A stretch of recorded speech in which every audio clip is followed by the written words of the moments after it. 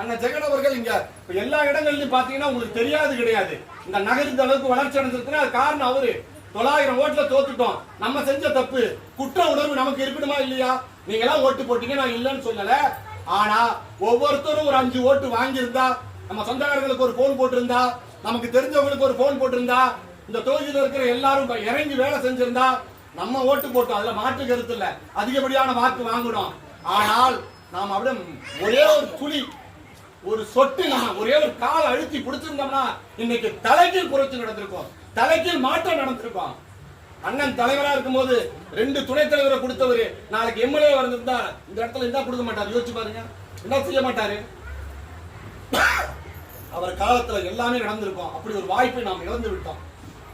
இனி ஒரு காலத்தில் அந்த வாய்ப்பை நாம் இழந்து விடக்கூடாது, வருத்தப்படக்கூடாது, பிறகு அழுது பயன் இல்லை. இனி 2026 தேர்தல் நெருங்குகிறது. நீங்களா என்ன செய்யணும்னா, அருகு கூர்ந்து கையெடுத்து உங்களை கும்பிடுறேன். இந்த மேற்கை எப்படி இருந்துச்சுன்னு உங்களுக்கு தெரியும். ரோட்டுக்கு கிழக்கு எப்படி இருந்தது, மேற்கு எப்படி இருந்தது, இந்த மேற்க உள்ள மக்கள் எப்படி இன்னைக்கு நம்ம இந்த அளவுக்கு வளர்ந்துருக்கோங்கிறது எல்லாம் உங்களுக்கு தெரியும். சொல்றதுக்கு இல்ல, தலையில துணிக்கு தூக்குற காலத்திலிருந்து எல்லாம் பார்த்துட்டு இருக்கிறோம். இந்த வளர்ச்சிக்கெல்லாம் காரணமான அண்ணன் ஜெகன் அவர்களை 2026 வருகிற தேர்தலில் நம்ம கண்டிப்பா சட்டமன்றத்துக்கு அனுப்பியே ஆகணும்னு நீங்களாம் உறுதி எடுத்துக்கணும். ஏன்னா இது நம்ம ஊரு, நம்ம ஜெகன் அப்படிங்கிறது ஞாபகம் இருக்கணும். மருத்துவர் ஐயா கை பலப்படணும், அண்ணன் ஜெகன் அவர்கள் வெற்றி பெறணும்.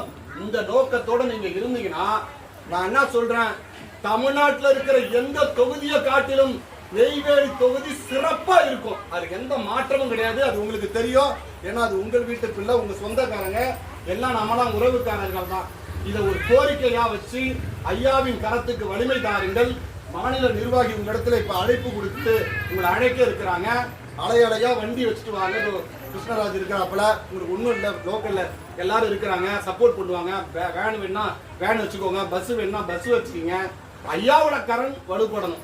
ஐயா காலத்தில் நமக்கு கிடைக்க வேண்டிய எல்லாம் கிடைக்கணும். அந்த ஒரே நோக்கத்துக்காக வாங்க.